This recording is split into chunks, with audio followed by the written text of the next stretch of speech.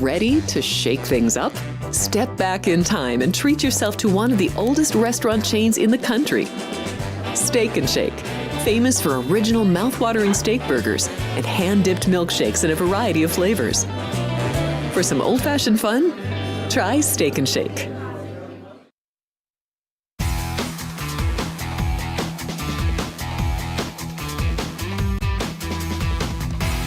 Happy Monday, everybody. We have a packed show for you today. The last Monday of 2024, the last Monday night football game in the NFL to wrap up Week 17. We'll talk about NFL, NBA, NHL, and college basketball in the first half hour. And then at 9:40, we will get to some college football, and we will preview all 4 playoff games, starting with Penn State and Boise and wrapping it up with the Notre Dame and Georgia game. I'm Alex White. Happy to be here with you today alongside Kenny White, professional sports bettor. Let's talk about the weekend first. Week 17, some teams eliminated. We find out some teams did clinch and are officially in the playoffs. So a lot goes into Week 18. Any surprises for you yesterday in the NFL? Oh, boy. I don't know. It's been such a whirlwind with all the holidays and the parties, and you know, it was nice to have some days off, but then they start getting back into it, college basketball and women's basketball, and there's so much work to do there. And then the bowl games, and it's just so much. But I don't really even, I can't even think about it. What would surprise me from yesterday? I guess maybe 2 surprises. I thought that the Raiders were dead. Mm-hmm. Didn't think they'd come to play. Trying to get the best bowl pick. But the players are going to play. They're always going to play. So I knew they would play. I just didn't think they were that good. I didn't care who was quarterbacking for the Saints. I thought the Saints would beat them. So that was a surprise for me. And you're talking about teams that got in. It is a surprise. And you do see these players playing hard for Antonio Pierce. So that'll be interesting down the stretch here and to see what the Raiders decide to do next year. But 2 wins in a row clearly hurts their draft pick, but as you mentioned, the players are going to play, and they're playing for their head coach right now. Some comments about needing these wins for him to keep the job. But I will say Saturday was a great game between the Broncos and the Bengals. Some iffy play calling there at the end, and the Broncos really just needed to tie to get in, but they keep Cincinnati alive, still have an outside shot to sneak into the playoffs. The Seahawks were eliminated. The Rams get it done. They get their win. And then Atlanta and Washington last night. Falcons played really well with Michael Penix Jr., still playing for the division against Tampa Bay now, though. Yeah, I guess I'm kind of foggy about the NFL because I haven't updated it yet. I update it tonight. Yeah. I update all the games from yesterday tonight while the Monday night game's going on. And I watched there were 15 games so far. I watched all of about 3 plays total. I watched a couple plays. We were at Sicky's having lunch, and the Bengal game was on. And I watched a couple plays in that game from the TV far distance. And then last night after the Golden Knights game, when we went to New York to get an Uber, I saw Atlanta score a touchdown and tie at 24-24. I thought, well, that went over. That's great. Now I just need Washington to win. So that's all I saw. So I'm kind of foggy on the NFL. I'll update it tonight. I'll be a little bit more knowledgeable on that tomorrow. I do know some of the scores, but I don't know how the games were played. I didn't go through all the box scores yet, and that's what I'll do tonight. So I'll learn a little bit more. But the Golden Knights won again. They're 6 in a row. They're playing really good hockey. They're number 1 in points now and number 1 in the power rating. So perfect timing. Yes, playing very good hockey. It is funny, though. You do say that you make your bets and you put them away, you don't stress over the games or anything. We both really like the Chargers. That was the first game on Saturday.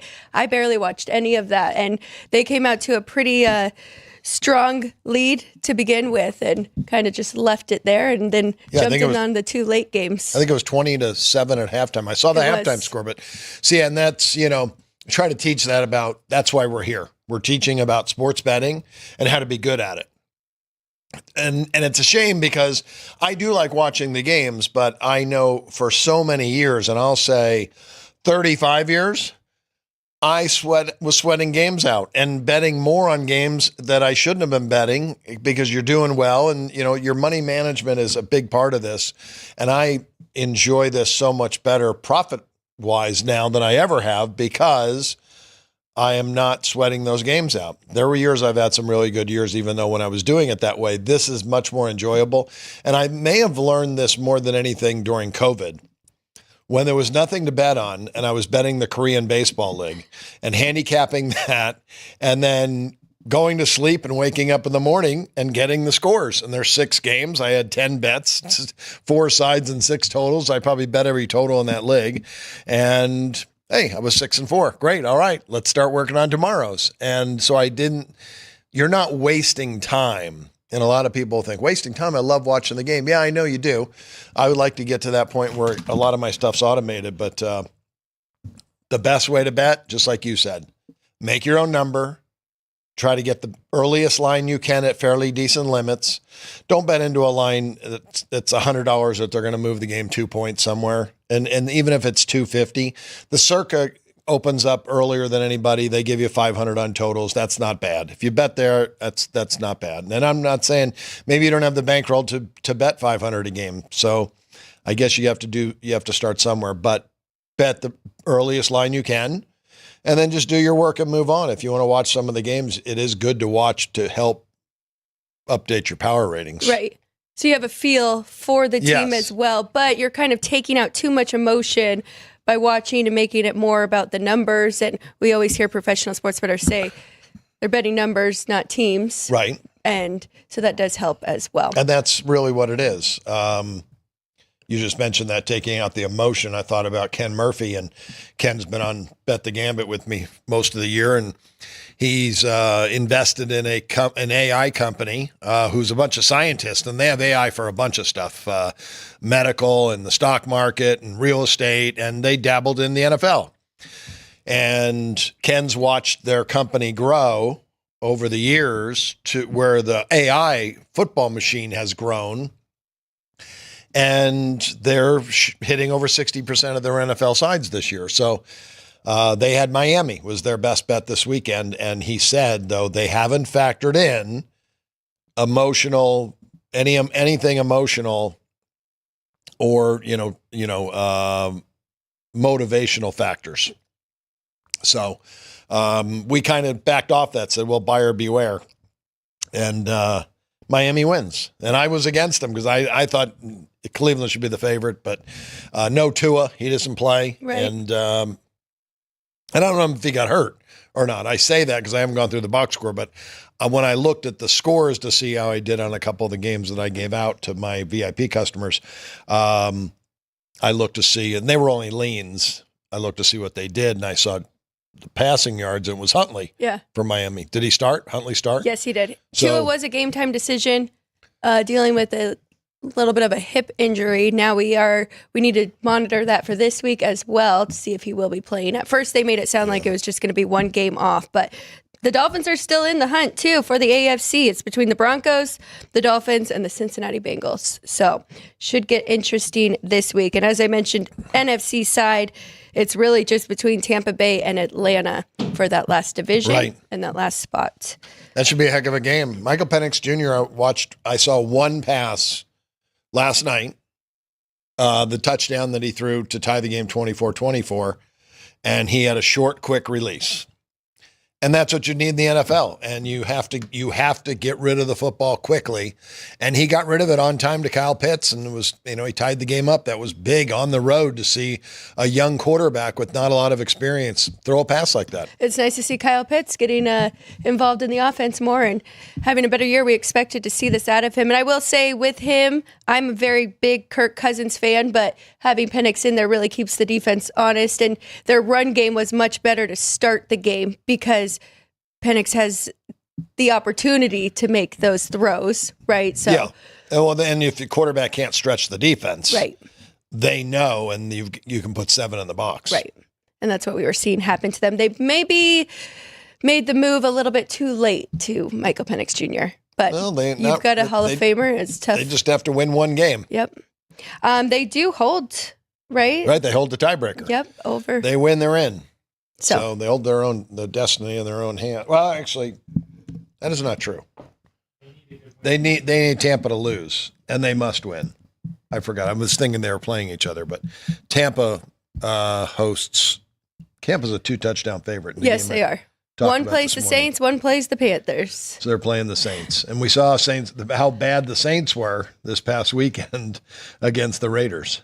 Yeah, we were trying to make a case for them coming off the first shutout of the year, but they played hard for the first half and then kind of gave up at the end. You teased a couple of other things I want to talk about for tomorrow's show. You talked about we will have our updated NFL numbers. We will go through our top 10, look at some of the lines for week 18, and then we will have a guest in studio, Vegas. Maddie joins us, proxy here in Vegas. He'll break down where the contests are. I know a lot of people had the Colts for that Survivor contest. So things could get interesting. I think it cut it in half almost. Oh, wow. So we will find out more from Vegas Maddie tomorrow on that. Pretty surprising to see the Colts go down like that to the Giants. We forgot about that one. With their playoff hopes alive, Joe Flacco should get the start again this week, but it would be interesting to see if that's his last start. Yeah, well, it could be the last start of his career. Well, we have a big game tonight. The Lions in San Francisco playing against the Niners. Now, Minnesota did get the win last night over Green Bay. So right now, these two are still playing for the number 1 overall seed as well as the division. So big, meaningful game for Detroit in this one. They're a 3-point favorite on the road, the total 50. How do you want to play this one? Well, Detroit is motivated. They're 13-2. Minnesota 14-2, the best record in the NFC right now. And these two will play, I guess, next week, right? Yes, they will. And Detroit won the first battle. So that makes me think, this game's completely meaningless to Detroit. This is a completely meaningless game. If they lose, they're 13-3. They have to win next week, no matter what. Right. If they win this, they still have to win next week. If they lose this, they have to win next week. So this is a completely meaningless game for Detroit. So with that, if they lose and the Vikings win next week and the Eagles win next week, the Eagles could take over the 1 seed. So the Eagles are guaranteed the 1 or the 2, but the Lions need to win tonight in order to guarantee the NFC North team the 1 seed. So if they win tonight, they guarantee themselves a chance at the 1 seed. Otherwise, they'd be the 5 if they lose to Minnesota. Oh, so there are seeding implications for them. That's interesting. I love situations like this. If I found out, the team doesn't need to win, it happens in college football a lot when you're at the end of the year and the team you're playing last is the team you're battling for the conference championship, and the game before that doesn't mean anything. So what Ryan's saying, the Eagles are 13-3, and if the Eagles win next week, they're 14-3. But if Detroit wins next week, they still win the division. That would mean all 3 teams are 14-3, and so Detroit would have to win tonight in order to be 14-3. Right. So, but if they lost and they were, if they lose tonight, if they win the next 2, they only have 2 losses. They'd be 15-2. If Detroit wins the next 2, yes, then they would no doubt be the 1 seed. Right. They would be the 1 seed for sure. If they were to lose tonight, then next week would be the head-to-head with Minnesota for the 1, depending on what the Eagles do as well. Right. So the Eagles would have to lose in order for that game to legitimately be for the 1 seed, which also happens to be Sunday Night Football. I was still for Detroit. I guess you want to be the 1 seed because you want that extra week off, but for the Lions looking up at Minnesota right now, I think they want to win the division and maybe not even have thoughts about that, but they know they have to beat Minnesota next week to win the division, to get a home field game at least. Yeah, they're guaranteed at least the 2 seed, but winning tonight would guarantee the NFC North team the 1 seed. If they lose tonight and they lose next week to Minnesota and they finish 13-4, they're still going to finish in the 5 spot, right? Correct. And that's where they're at right now. Correct. Which does still mean they would go on the road. LA or no, Atlanta or Tampa, whichever. So to me, next week's game is the all-important game. If they win this one tonight, and they lose next week, they're going to be the 5 seed. Yes. If they lose tonight and they win next week, they could be the 2. They could be the 2 seed. Right. Or possibly the 1 seed, depending on what Philadelphia does. Yes. Dan Campbell he hasn't preached this at all. He's winning tonight and he's winning next week in his mind, right? Oh, I'm sure. Yeah, there's no doubt he is. But the players all know who they play next week. Right. And they know they all know by now. Somebody's leaked that information, just talking about it in the locker room. And Dan Campbell may not have won it. And if he heard somebody talking about it, he probably would fire him. If he heard him talking about it, who knows? I have no idea. But I think the players know. And to me, next week is the big game.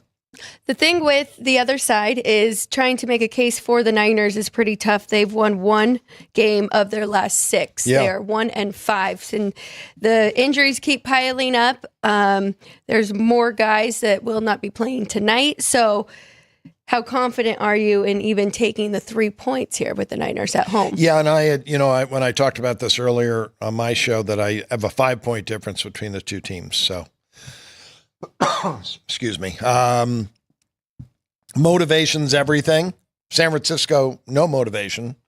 6-9. I said they're thinking about golfing in the Bahamas, in a couple weeks in January while the playoffs are going on, and Detroit's getting ready, trying to be there in their, peaking at the right time. And when you want to peak at the right time, you don't want to lose a game like this. So I made a case for the Lions, but now that I see wise guys are taking 3.5. Yeah. They're taking the 3.5 for a reason, because they know Detroit could still win by 3 and they get the win, but you cash. So I don't want to really lay points with a team that they have some motivation, but they don't have a ton of motivation. I think all of the motivation is next week. They need to win next week. Well, we can talk about 2 guys that are definitely motivated, and starting with the San Francisco side, Brock Purdy, right? He is playing for his contract coming up, whether it is with San Francisco or another team. But so he'll be playing hard. And you talked about his numbers earlier. And then Jared Goff on the other side, we could potentially look at some props with him. And I do have media numbers for these 2. And I will give San Francisco a little credit, because at home, their numbers are much better than they were on the road this year. Points for 27, points against 20. And then the Lions on the road this year, points for 26 and points against 14. So if you want to make a case for the Niners, I guess that is one case you could use, that they were much better at home. You had mentioned they're 1-5 straight up the last 6, and they're 1-6 ATS. Over their last 5 games, their median score is 10 for them, 29 for the opponent. So they've, on a median average, they've lost 29-10. They're just not playing well. That's not good. They played a good schedule. Detroit's playing an average schedule the entire year. They've only played a couple of really good teams. Well, yeah, I mean, they played Green Bay at Green Bay. They played Green Bay at Green Bay. And they won 24-14. They hosted Green Bay. They won 34-31, and then they lost to Buffalo at home 48-42. So high-scoring games. This kind of helps my over a little bit with this predicament with Detroit and where they're at in this game. I liked it over. I made it 55.5. If anybody lets up, maybe it's that defense that's still banged up and has some key injuries on it. So my over looks a little bit better, I guess, now. And I was going to bet Detroit -3, but there's no reason to bet that professional money. And, to move a number in the NFL and a side, you're betting 25,000. These are sharp people that are taking 3.5. And, right. and my thought process is everybody's going to be happy if the game falls 3 except the bookmaker. Well, the Lions 8-7 to the over this year. The Niners 8-6-1. No strong trends either way, but I could definitely see a case for that. Yeah, the Detroit Lions median score the last 5 weeks is 34-20, 54 points. And I said the 49ers have not been scoring. They scored 17, 10, 10. They did put up 38 at home against the Bears, 6 against the Rams, and 17 against the Miami Dolphins on the road. just the offense has not clicked. But, standalone game, like I always say, standalone game when the rest of the league is watching. They don't want to be embarrassed. I think you'll see the 49ers give a good effort. So now I'm just going to cancel. I'm not going to bet the Lions if I see 3, which I do see 3. But I am going to bet over 50.5. Could we make a case for the Lions first half? They've played very well this year in the first half. They've covered a lot of first halves. I don't know what the number is now, but I think they were 11-2 after 13 games. So they probably were not up at half against Buffalo, but they were against the Bears probably. Yes, their first half numbers are pretty crazy. I'm going to try and get to those really quick, and then we will move on. We will get to some of our other sports. What are the here. median numbers for the quarterbacks? I do not have those. Oh, I thought you did. No. I thought you said you had median numbers. I had median numbers just for the team. Oh, okay. I was thinking you said you had for the 2 quarterbacks. Jared Goff has, had a really good year. 33 touchdown passes, 8.7 yards a pass, 71% completions. He's having an MVP type year. Our friend Greg Sidoris tried to make a case this morning. He sent us a snapshot of Baker Mayfield. And Baker Mayfield having a case for MVP, but he's on an 8-7 team. Yes. He's 8-7. He does have great numbers, but all they do is throw the football because they can't run it. Detroit has run the ball efficiently this year, and we'll see how it affects them without Montgomery. Gibbs is a heck of a running back, though, so they don't lose anything. They just lose a little depth. So their average first half points this year is 18.7. The next best team is Tampa Bay in the first half, 15.4. Detroit on the road averaged 19 in the first half. So a good 3.5 points higher than the next team. And then they're all very close right there. But MVP market, I think it is down to Lamar Jackson and Josh Allen. You said Dan Campbell, in his mind, he's winning tonight and winning next week. He's also the best spread cover coach in football right now in his 4 years at Detroit. 47-21 ATS. 47-21. That's why the economy is so good in Detroit right now. I'm telling you, the fans have been betting this guy every time they get a chance. And he's been great on the road. 24-10. He's 6-1 ATS in his road games. His teams are well prepared, and they come out, and you're right. Maybe that's it, the first half on Detroit. And the over may be better in the first half. Maybe they put up 21 against the 49ers in the first half. Yes, and then kind of take their foot off. And that's funny. Detroit fans, they might be one of the few fan bases that will bet on their team, right? I hear that all the time. Like, really? I think most fan bases bet on their team. Do? Yeah. All right, maybe just in our industry. No, I'm staying away from this. Notre Dame fans, they're not touching this game this week against Georgia. You don't think? Oh, I think there'll be plenty of Notre Dame fans betting that game. I know there'll be tons of Texas fans betting the Longhorns. But I think there'll be plenty of Notre Dame fans betting on their team. There'll be a lot that don't. Yeah. Because there are a lot of people that are superstitious and don't want to bet their team because they don't want to end up having their team lose and they lose money. Right. So they don't like that situation. There are a lot of team people like that. I tell you, over the years before I became an odds maker and was making lines, I had a small sports service that I was selling my selections way back in the 80s. And I had people that would call me all the time and they would say, hey, I'm from Toledo or Cleveland and I'm betting on the Browns this weekend. They would lose for sure. Somebody from Hawaii, I love Hawaii, they would lose for sure. Somebody from Georgia, I'm betting on the Bulldogs this week. They would lose for sure. It was like everybody, wherever they were, they had such a bad opinion of their own team. Right. And they had no idea. And I could get 20 picks and 19 of them would lose. I should have just made a living off having people call me and tell me who they liked and just bet against them because it was ridiculous how bad of opinions people had on their own team. Yes, it is very easy to do. I have found that. And that's why I said Knights probably should have been number 1 in my power ratings a while back. But yeah, we like to be a little conservative. Stone missed 14 games. Yes. It's just, he's such a great player. And watching him last night, he's just so methodical and he knows where to be in the right spot every time. They played such great defense and their offense, the first period, anybody who had it over had to be sick in the first period because there were so many scoring opportunities, and goalies just making unbelievable plays like it was the playoffs in the last game of the year. It could have easily been 2-2 at the end of the first. Yeah. There were that many scoring opportunities. Calgary had a couple of point-blank shots, and then at the end of the second. Well, and they were down 2 guys at one point, right? 2-man advantage for the Flames. Yeah, I can't remember. I think that was the end of the first. Yes. End of the first period, there was a double minor, and they had to play with just 3 defensemen for a little over a minute, and they ended it. Then they had to play another couple of minutes to end the quarter, the period.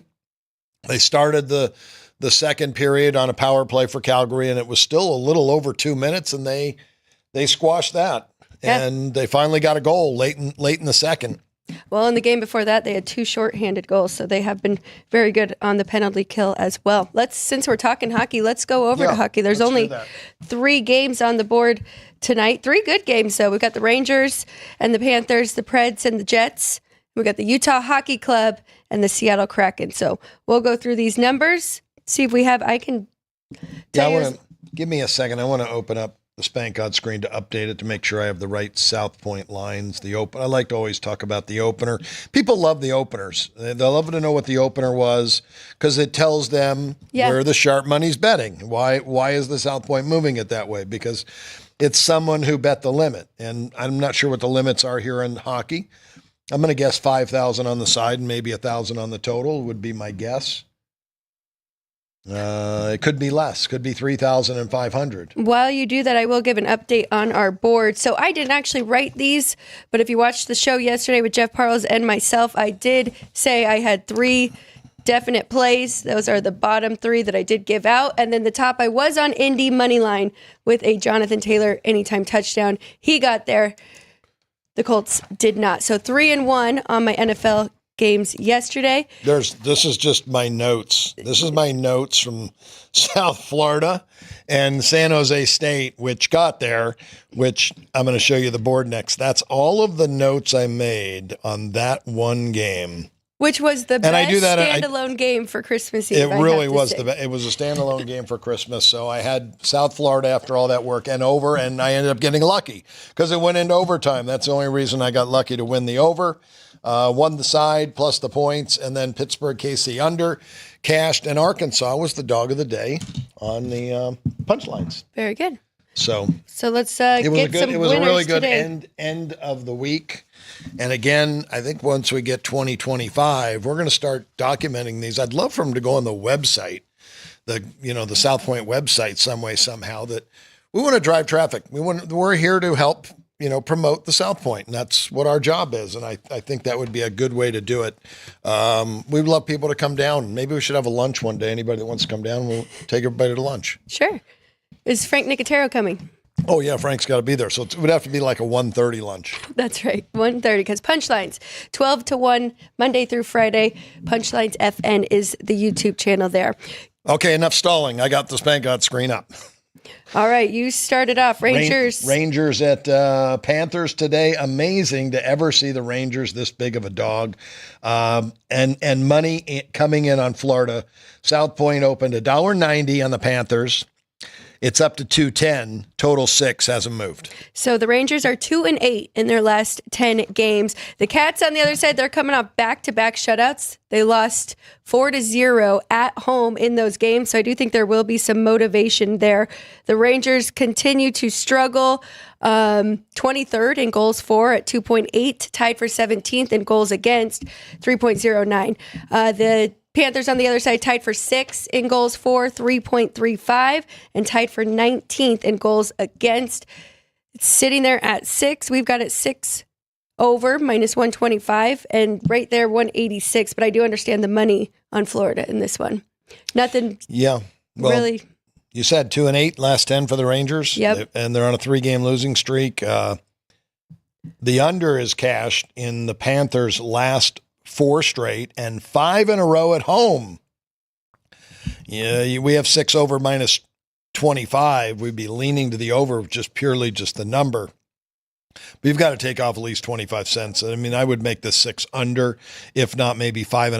Shesterkin versus Bobrovsky. Yes, but Shesterkin has been struggling this year. 3.06 goals against average and 908 save percentage. Yeah, not very good, but rather average for the league. Why does that happen with athletes? He's the highest paid goalie now, and it took some time to get that contract, and it's just been a tough year for them. So this is an interesting game, the next one. Nashville at Winnipeg. You have Winnipeg $1.89.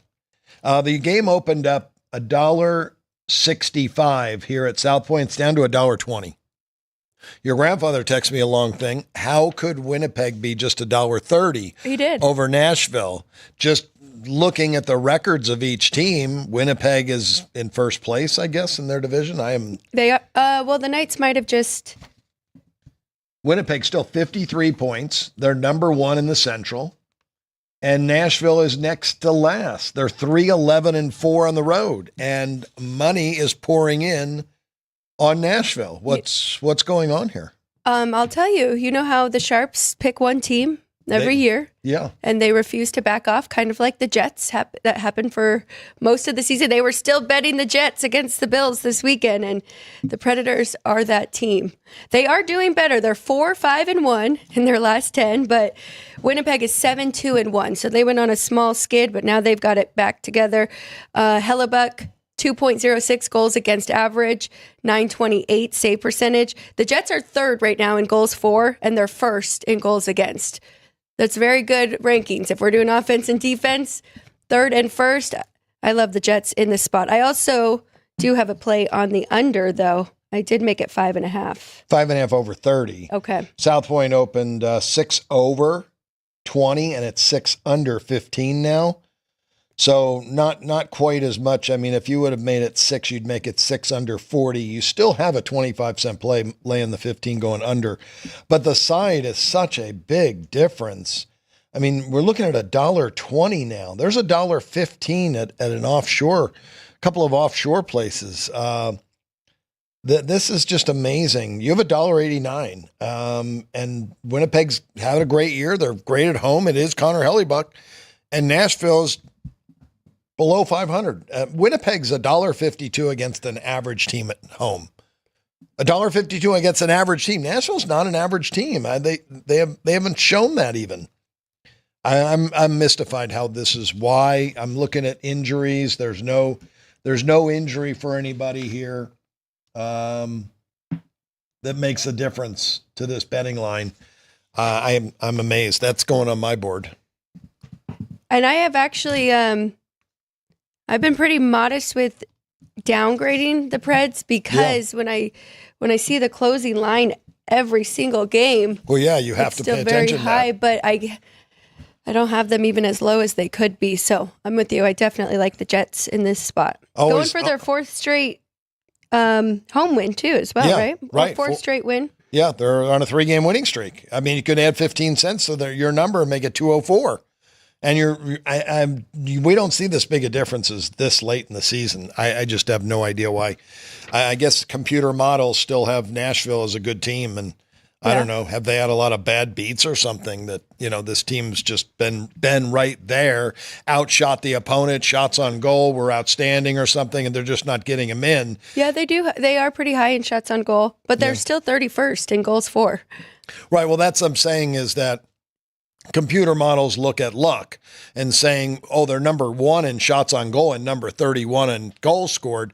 They've been extremely unlucky, and sooner or later it'll turn around and they'll start to get lucky. But I would not want to bet on them here. They're not on a 3-game winning streak where they've started to get those goals. They haven't done that yet. So there's just no reason for me to why this number should be so low.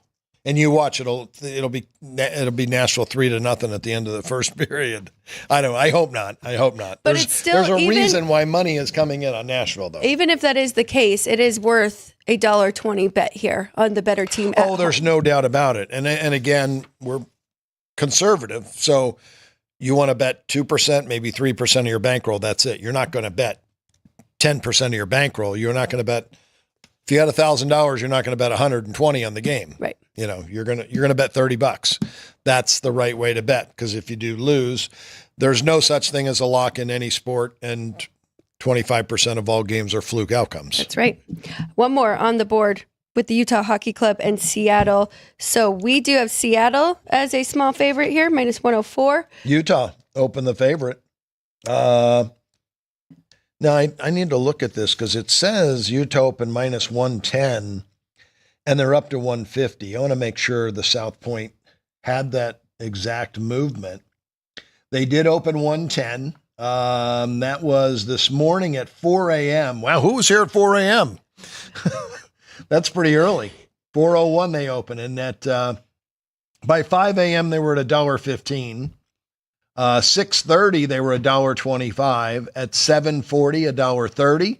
Right before the show started, before Ryan said 5 minutes to go, they moved to $1.35, and then $1.45 at 9:05, and then 9:10 $1.50. No movement though over the last 25 minutes. Well, looking at how these two have played in their last 10, I think the money is going the right way. Utah 6-2-2 or 6-4 in their last 10, and Seattle 3-6-1. So 3-7. And Utah's won 7 straight road games. 7 in a row on the road. Utah's much better on the road than they are That's at home. amazing. And Seattle was on a nice 5-game losing streak, finally snapped that 2 days ago with a win over the Vancouver Canucks. But besides that, we would be talking about a losing streak here. So your vibe meter that we were talking about for baseball? Yeah. Because we wanted to not jump in here on Seattle because they lost 5 before that one win. Right. So that is definitely keeping us off that. What about a case for the under here with this game at 6? Nope, we're still a little bit. Yeah, this game opened here at South Point 6 under 15. There's been money for the over. Everyone loves it over because the South Cirque opened $1. They opened 5.5 minus 120.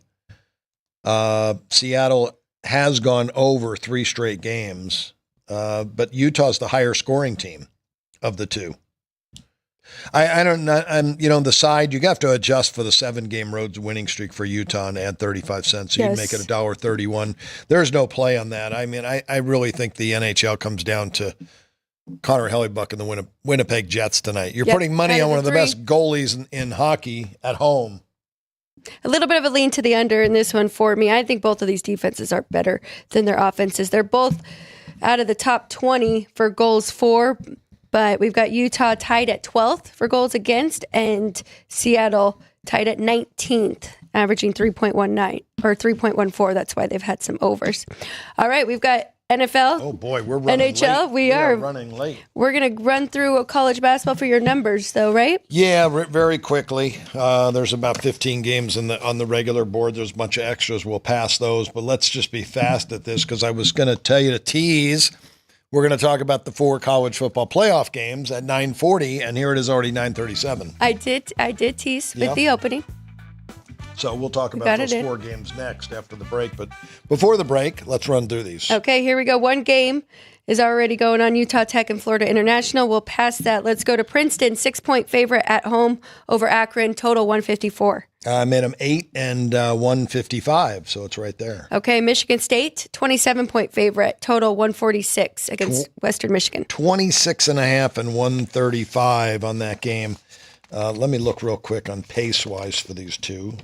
My sheets will break up here.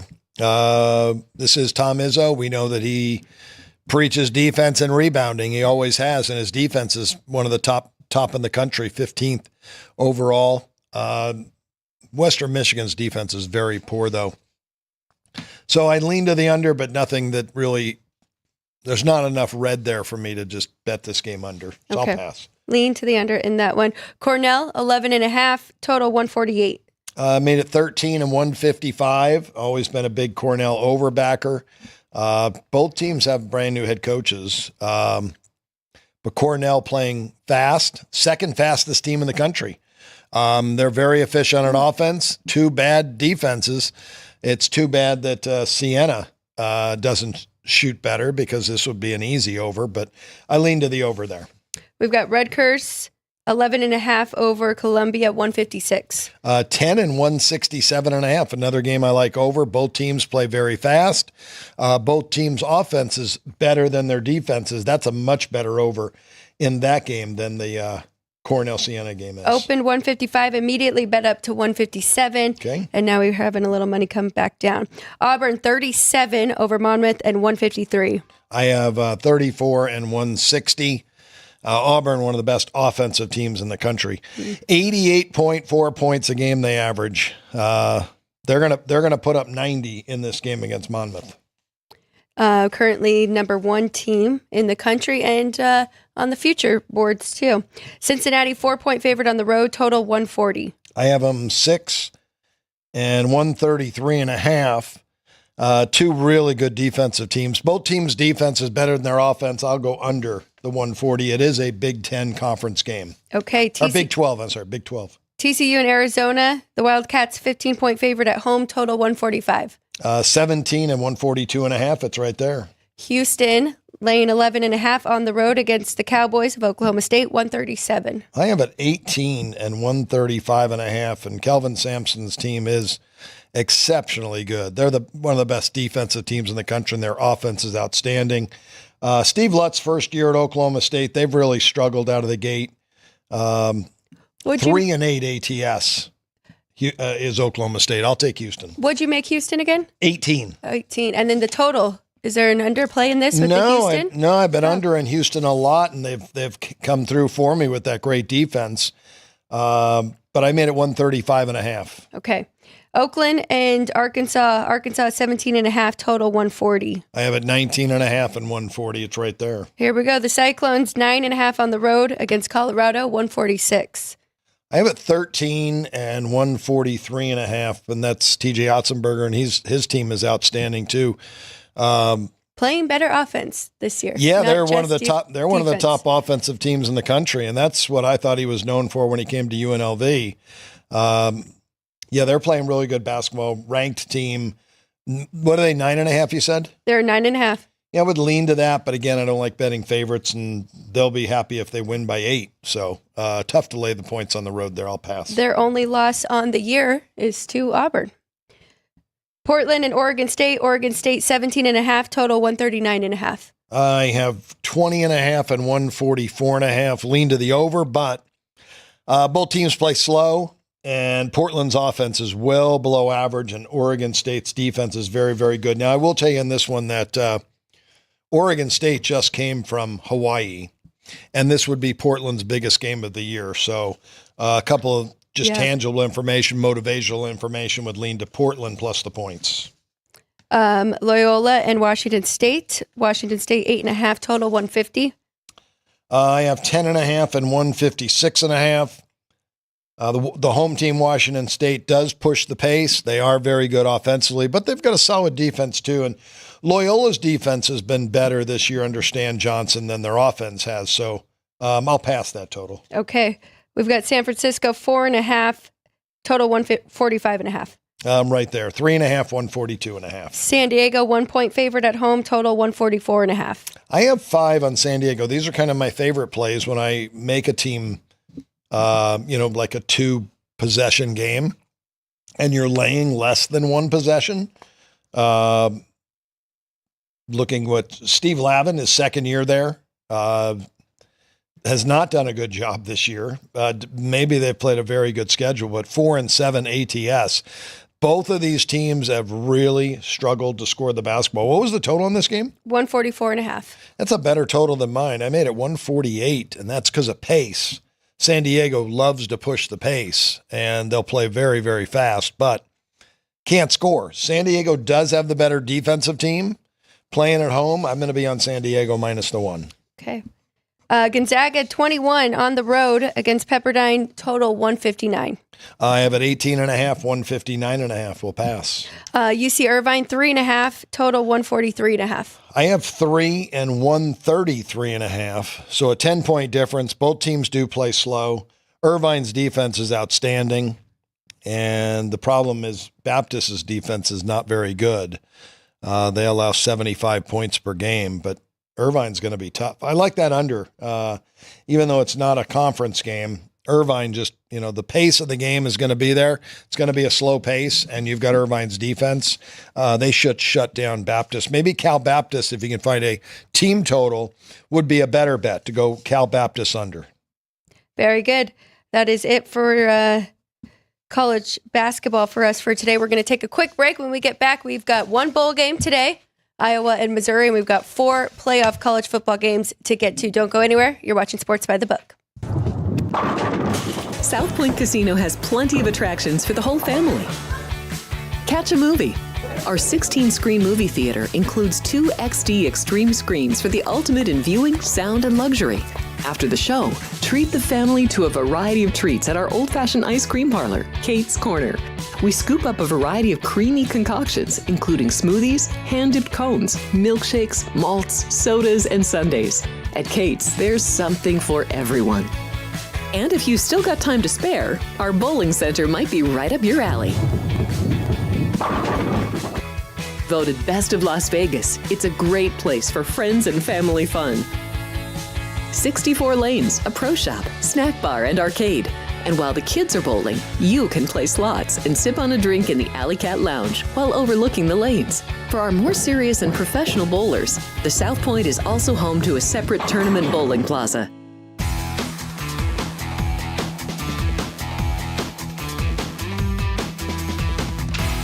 Welcome back, everybody. Sports by the Book, live at the South Point Hotel and Casino. Special thank you to our guys behind the glass. We've got Andrew, Ryan, and Vince helping us out. Do want to do a quick check-in with the chat. Bob Custer, Dean Hilt, Randy, Asia87, Vicarious Vegas, and Vince. Appreciate you guys all being in the chat. A lot of questions in there. I think we got to most of them. One of them that we didn't really talk about was Lions under tonight and Goff 3+ touchdowns. 3+ touchdowns is interesting. I think that might be a little high with their run game and Goff Gibbs. 3+ touchdowns, yeah. But he's got to hit 3. He hits 3. That's a lot of touchdowns. Yeah. That's 54 on the year if he did that, and he is on the road.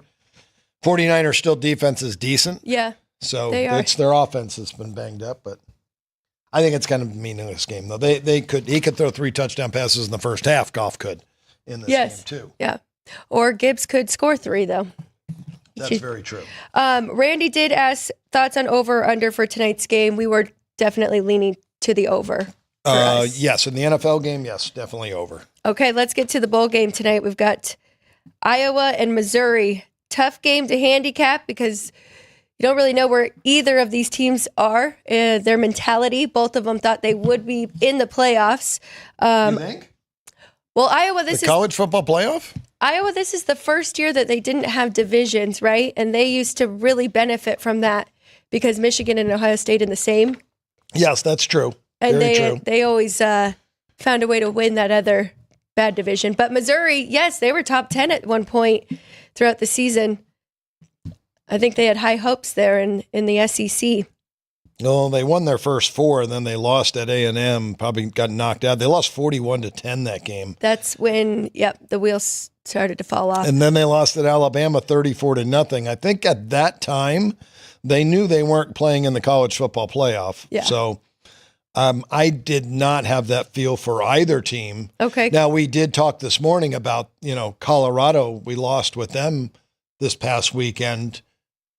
Thought it was a good play. We liked Shador. We liked, what Deion's done there. But that might have been a team that we talked about them in late November having a chance to play in the college football playoff more than Iowa and Missouri, I think. Well, BYU too, but I guess BYU too. Oh, that's true. We shouldn't say that. BYU too had that opportunity to be. But they learned a lot earlier on. After they lost 2 in a row, they were already out. Okay. So, and then we were talking about Colorado sneaking up there and being able to play for the Big 12. So, okay. Yeah. So maybe later on, maybe BYU. Like I'm saying, I think Missouri Right. knew they were out after week 9. So they've had quite a bit of time to, prepare, the rest of the season out. And they played well down the stretch. They covered their last 4 after losing to Alabama. So they have played well. Iowa 3-1-1 ATS, their last 5. And they lost at home to Iowa State early, and then when they lost to Ohio State 35-7 after week 6, I think they knew they were out. Right. that there wasn't going to be a chance of a bowl game for them, or a college football playoff. They knew they were going to go to a bowl game. Kurt Ferentz has been to 20 of them in his 26 years at Iowa. Do you have the record of those 20? He's 10 and 10. 10 and 10. Okay. 10 and 10. This guy's amazing career. And it shows, that you shouldn't give up on a coach early. Kurt Ferentz was an assistant at Iowa for years, and he left there to go take a head coaching job at Maine. And he coached 3 years at Maine, and he went 3-8, 3-8, and then he improved the team to 6-5 the last year, and he left Iowa to go coach in the NFL. Bill Belichick called him and said, "I want you to be my offensive line coach for the Browns." And he left, and he went, so he coached under Bill Belichick. He coached under Hayden Fry at Iowa, and he was there with Bill Snyder, who was a Hall of Fame head coach, and Barry Alvarez, who was a Hall of Fame head coach. When Hayden Fry retired, Kurt Ferentz got the job for the Iowa Hawkeyes. I don't think he would have gotten it if he would have stayed at Maine, because he just wasn't doing that well to get the job. But with him moving on to the NFL, it gave him that chance. Now, when he got to Iowa, he went 4-19 in his first 2 years. 4-19, and they kept him. He's gone 200-104 since that time, and he's been even better since 2015, 89-38. The guy's one of the best coaches in college football, because he's an offensive line guru. Yeah. And he sent more guys to the pros on offensive line than anybody. And his offensive lines are always very, very good. Well, that's definitely why you have to give him time, right? The first 2 years, you're not just going to build up your trenches. So with recruiting and all of that and teaching. So that was a long way of saying we like Iowa today. Yeah, no doubt about it. I've always been a big Kurt Ferentz fan. He's a great spread cover coach. He's only 6-5-1 this year, but he was 164-126 coming into this year. And Eli Drinkwitz has done a great job at Missouri. He really has. He's 1-2 in his bowl games. He did win last year, lost his first two, and then won last year in the bowl game. So, I just have Iowa as the better football team. I made it a pick, so I did jump in and grab the 3. Now there's really no 3s out there. Not buying up. It's still a nice difference here for me, but Missouri won't be an easy out. They will play tough. And as you mentioned, they're getting better each year, even in that tough SEC conference. Yeah, I always put my team rankings on the page, and I said I think Iowa's the better team, but I have them rated equally, because on my sheet that I sent out, I do have the game pick as well. Pick and 42.5. I have an underplay in the game. Iowa under? It no surprise there? worries me about the good quarterback play in this game, but Kurt Ferentz has been a great under coach. 159-120 under in his career. He has been over this year, and maybe that is because of the quarterback. 9-3 to the over, the Hawkeyes are this year. Yes. Well, no McNamara in this one, and he did hit the portal, but Brendan Sullivan should get the start. Is that what you have? I had Brendan Sullivan a point better to begin the year, so I'm not worried about him at quarterback, and they won the last 2 games. Their defense has just been very good. Yes. My median score for them on the year is 30-15. Both these defenses are very good. So Iowa on median average gives up 15 a game. Missouri 20 points per game. It's good, 2 good teams, but 2 good quarterbacks too. Let me see if I can give you my rankings here real quick. I do have Missouri median number points against on the road is 34. Small sample size. I think they only had 4 or 5 true road games this year, but yeah, they give up 41 at A&M. They give up 34 at Alabama, 34 at South Carolina, and 20 against Mississippi State. But again, I do like to use those road numbers quite a bit in the equation, but it is a neutral game. Iowa played Minnesota on the road. They give up 14. 35 at Penn State, 32 at Michigan State, 20 at UCLA, and 13 against Maryland. So their defense got a little better during the year. Brady Cook will start for Missouri, starting quarterback, but there are a few opt-outs, including their number one wide receiver in Luther Burden III. So I think it'll be a good game. I mean, the line tells you right there. We've got under a field goal game and low scoring. So Iowa, I have 48th on offense, 20th best defense in the country, 36th overall, a 114 rating, and they've performed to a 113.5. And they performed to a 114 their last 5 games. So that bodes well. Missouri, 20th best offense, because I do like Brady Cook. 31st defense, 38th overall, a 114 rating. And there's percentage points in between those. But both these teams a 114 rating. Missouri, a 111 performance rating. So Iowa's overperformed them. And I think Kirk Ferentz is the better head coach. So, yeah, we're playing Iowa. We took 3, and I'm still going under. 2 good defenses, 2 solid defenses. And we know Iowa's going to run the ball. Well, any advice when it comes to betting these totals in bowl games? Just kind of do as you normally do. I know on Friday on Sports by the Book, you had a few overs that you liked, and they got there fairly easy. Saturday, Iowa State at Miami. Easy over game. So they're all so different. Yeah. You know, it's hard to tell sometimes because of it is really a meaningless, fun game. Right. And when that happens, you know, it's fun to play offense. It's not as fun to play defense. You really got to be motivated. This could be kind of a motivational game with 2 Midwest teams. Mm-hmm. I don't know how the distance between these 2 universities are and when the last time they played, but they're 2 big name schools. And, you know, Kurt Ferentz's under record for me speaks for itself, but he is 9-3 over this year. So that's, you know, something to look at. On the other side, Missouri, they're 3-1 to the over the last 4 games, but only 5-7 on the year. They've gone under more than they've gone over. I don't know. You know, in trends, you know, Jimmy Vaccaro said, right, trends don't pay the rent. So you got to come up with the right number. My number's 42.5. That's what I came up with. But it's only a 1% bet for me. Well, let's dive into, we'll do at least 2 of these playoff games since we are running a little bit behind here. We've only got a few minutes. We got 1 minute for each game. We can do more on these tomorrow. We thought we'd have more time today, but we can do more on these tomorrow. So let's start with the New Year's Eve game, though, Penn State and Boise State. And we'll talk more about it tomorrow. But this is a standalone game on that night.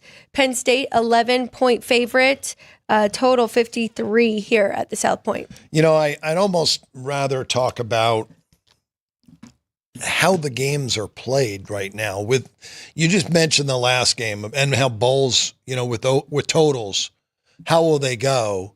And me talking about, hey, these guys want to have fun. They're on a business trip because they want to win, but it's more fun to play offense. This is now a point where, like, we didn't have any data on week 1. Right. Now we do. The home favorites are 4-0. So we know there's got to be a little bit of an advantage playing that first game at home. What about the total, though, now in the second week, that it's a neutral game and it's a winner take all? The winner moves on and the loser goes home and turns in their equipment tomorrow. I've always felt these games are under games. So I made my totals as if this was a regular season game. I feel like I need to take off. And this is the science behind it. The numbers say this game should be 54.5. I want to take a touchdown off all 4 of my totals here because I like betting unders anyway. And here we are in a great spot to bet an under. So you're not going to see me on an over in one of these games because they're so big and the pressure is mounting. I have 1 over out of these 4. And I could too, even after taking a touchdown off. So okay. I have Penn State 10 and 47.5. I didn't go back. I want to do for tomorrow's show and see the best running backs that Penn State has faced this year and what they allowed to those running backs. Very good. I'll have that for tomorrow. And then we can look at Ashton Genty. But, I mean, we got to talk about the quarterbacks, too. Drew Aller, much better year this year than he did last year. And Maddox Madsen is a decent quarterback for Boise State as well. So everybody talks about Ashton Genty, but he's only thrown, I believe 3 INTs this year? I don't have their stats written down, but Madsen's had an amazing season. But you brought up a good point. I was going to go see what Penn State has done against the best running backs they've played. We should take a look at Genty against the best defenses he's played. We just have to be careful. They've only played 1 game against a team of this caliber, and that's Oregon on the road. And he did break off a couple of long runs in that game, but it was early in the year. I'd like to see how he did against Nevada, Las Vegas. He played against them twice. That was the next best team they've played this year. Other than that, Boise State has only played 1 other game against a team above average for me, Washington State, and that was at home. Agreed. So they played a really weak schedule, where Penn State's played a great schedule. So I'm going to look and see what the yardage was for Genty and try to come up with a number on my own. I haven't seen the number yet. I don't want to see a number, so I'm going to come up with a Genty, my projections on Genty for tomorrow's game tomorrow. Ryan did have this. I do have the median numbers here for these 2 quarterbacks, so we will throw it up while we have it. Okay. So Drew Aller, median completion percentage, 72. Median, and this is road games, road games and neutral games. So 235 yards per game, 9.7 yards per attempt, and 3-0 ratio. Outstanding. For Drew Aller, yeah. He's going to be, there's talk that he will not come out this year for the NFL. If he doesn't and he comes back next year to Penn State, he may be the number 1 pick in the draft next year. Very good. And then looking at Madsen's numbers here, 61% for completions, 213 yards per game. That's on the road or neutral, 6.8 yards per attempt, and a 1-0 ratio for him. Well, he's got Genty at running back, so he's got an excuse why he only throws for 213 yards a game. But I don't like the 6.8 yards per pass. That's a little below average. Drew Aller, 9.7, well above average. And I have Penn State 10, and that should be the reason why, because Aller is the better quarterback, even though I only had Aller 1.5 points better than Madsen to begin the season. Wow. Yeah. That is very interesting. I am curious, you were talking about how these games are going to be played, comparing them to the bowl games. And, we've seen a lot of overs and letting their offense go. Like the under in this one, what about the side? Now that we did see 4 home teams win and cover, do you think that these favorites are a little bit inflated? No, because they're not at home. I don't think that, no. I mean, you have 2 big favorites, Penn State at 11 right now at the South Point, and Texas at 12.5. The other 2 games are less than a field goal. Okay. So, but with those 2. But remember the 2 big dogs are Boise State and Arizona State. Boise State, I have rated 114.5. That's a really good rating, but it's nowhere near the top teams. They're, 10 points below these teams. And there you go. They're 10 points below Penn State. We'll have to dive into this even more, but I'm with you. I do like the under. It's really just a matter of if Boise's defense can hang around in this one. I am pretty confident, though, that they won't have the same script as SMU, which was be really aggressive and come out throwing the ball a ton, and we know that's what they like to do anyways, the Mustangs, and Kevin Jennings had a few costly mistakes there early. I think they'll be a little more conservative. They will try to establish their run game. That's what they're best at, right? And that could take off some time. Oh, Boise? Help us with this under. Boise's definitely going to try to run the football. That's their main goal. And Penn State knows it, and they know they have to stop Genty. And this defense has been so good all year. The Oregon game for the conference championship, they did give up 45. That was against the best offense maybe in college football, but this defense is very, very good. 4th best in the country. On median, they allowed 12 points per game this year. And Boise State's defense has been very good. I have their defense rated better than their offense. They allowed just 21 points per game in a season where they ran up some scores. They scored 56 in week 1, 56 in week 3, 45, 62, 56 against San Diego State, 42 against San Jose.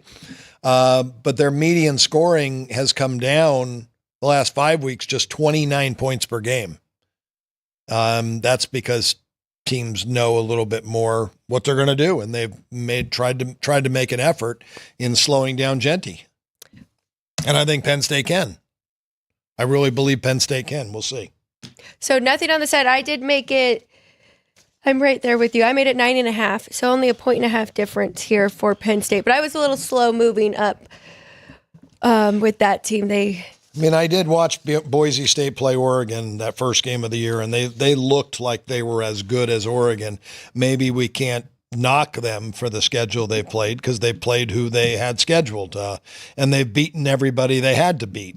Well, not to mention, I think UNLV is tougher, faster than people really realize. And, they're a good team. They beat them twice fairly comfortably. Well, they won by 5 here in Vegas. That's true. That one was a little. And they won the turnover battle. They won the turnover battle both times they played UNLV. They've lost the turnover battle twice this year, and they did not cover either game, Boise State. Would you like to go to Texas and Arizona State before we get out of here? Yeah. Okay, let's take a look at this second matchup. This will be the first game of New Year's Day. Texas, 12.5 now here at the South Point, total 51. There were 13.5s last week. It looks like the bettors do like the dog in this one, at least getting that 13 or 13.5. That number's getting up there. A neutral game, giving that many points. This is the Peach Bowl. I think did it open 14 though? Here it opened 14 at the South Point. Yeah. South Point opened at 14. Chris and team, they liked Texas. I made it 9. I can't blame them for making it that high because most of the money should come in on Texas. However, it's been a good year on Mill Street in down there in Tempe. The students have cashed a lot of tickets. 11-2 ATS Arizona State is this year. And I can remember back week 3, I had a big bet on Texas State. And I think they were getting 3 from Arizona State, or it was around the pick'em range. And Texas State got out to a 21-0 lead. And that's all I saw. I was like, oh, that's good. And then I saw the final was 31-28 Arizona State. I couldn't believe that they came back and beat them. And that kind of propelled them. But they lost the next week at Texas Tech. And I thought, well, they are who I thought they were. But they beat Kansas, who wasn't playing well. They beat Utah, who was out without their quarterback. They lost at Cincinnati by 10. They beat Oklahoma State, who had a bad year. Central Florida, who had a bad year. They only beat them by 4, though. They beat Kansas State at Kansas State. That may be, for me, their most impressive win on the year. Then they beat BYU at home by 5.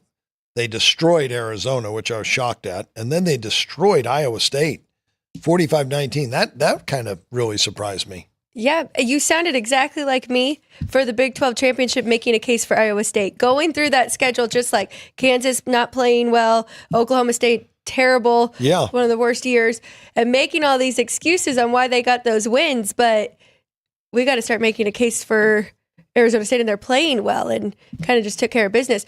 You're right. Texas Tech and Cincinnati, those 2 losses. Not Texas Tech, though. They definitely had the talent. They just were so inconsistent this year. So I can give them a pass on that one.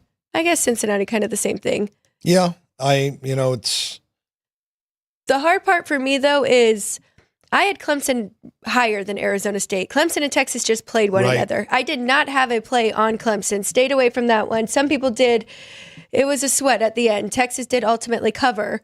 But it's on a neutral, right? So it is okay to have a play now here on the dog, even though they aren't rated as high as my underdog before. They're 11-2 ATS. They've been a cover machine 6 in a row coming into this game. And you're right, it is a neutral. It is in Georgia. Talked about maybe there's a slight advantage that Texas played there. Yeah. But I like it under. My total was 51. I'm taking a touchdown off all 4 of these totals because I want to bet them under. And I think that's the way it's going to go. I'm kind of predicting the future that these totals are going to be lower in these big games. Texas is one of the top defenses. That Clemson did have success. I think they had over 400 yards, but we know that that's what they want to do in throwing the ball.